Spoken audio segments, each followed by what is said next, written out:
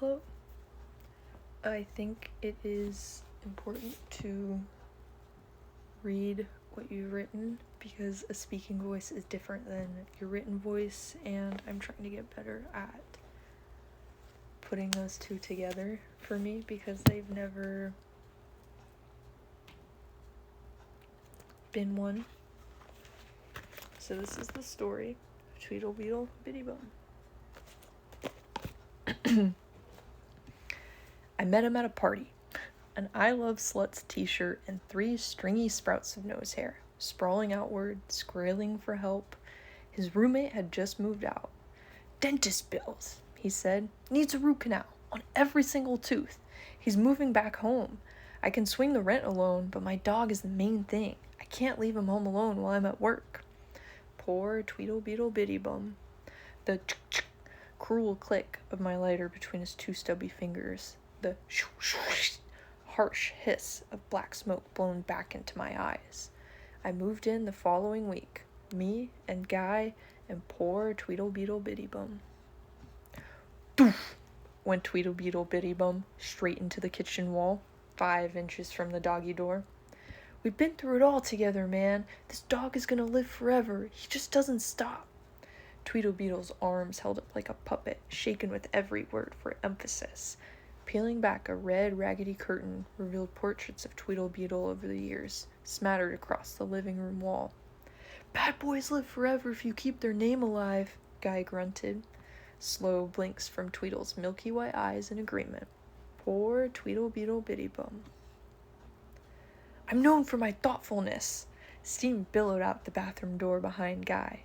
"I leave it running just in case I have to leave at a moment's notice. I'm always being called up, if you haven't seen it yet.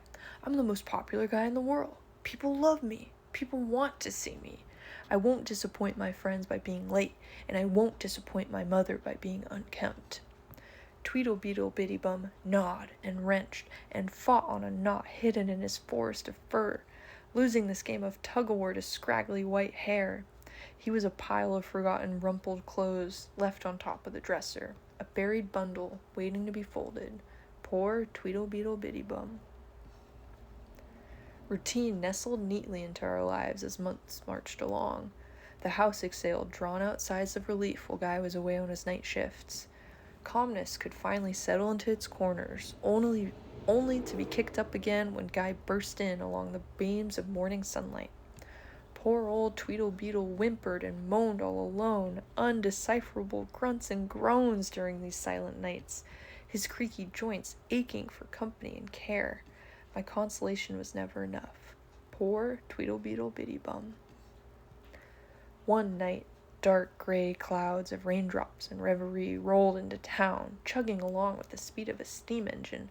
Scritch, clatch, clatch, scrit, scratch, scrit, sleet, screet. A chorus of booms filled the streets. Whoosh, splish, spoosh, splash, spish, poofs of wind tossed everyone tumbling inside. Tweedle Beetle's tail tucked beneath his legs, his wheezing squeezing every last drop of air from his lungs. He abhorred this storm.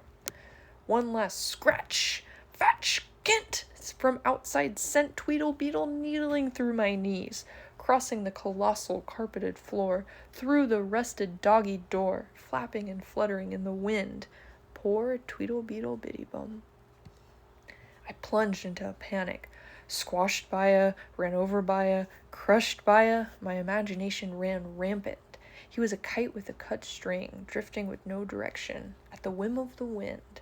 Fretful, frightful beads of sweat began to break down my back, shivers down my spine. I worried and I whimpered about where he would land, the senselessly senile dog.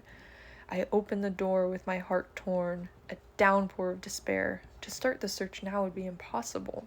The only option? To wait out the storm and hope for the sweet return of poor Tweedle Beetle Bitty Bum. "What the hell?" Guy roared from the living room, stripes painted on his face with dashes of daybreak diving in between the gaps. Fingers prying between the blinds, I jumped up to join him, peering through. The garden still wet with remnants of rain. The bobbing in the abyss caught my eye. Our own Loch Ness lifeless lump in the pool.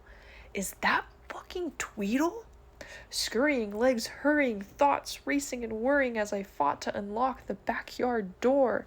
White water washing over me, I dove in to drag him back from the deep end.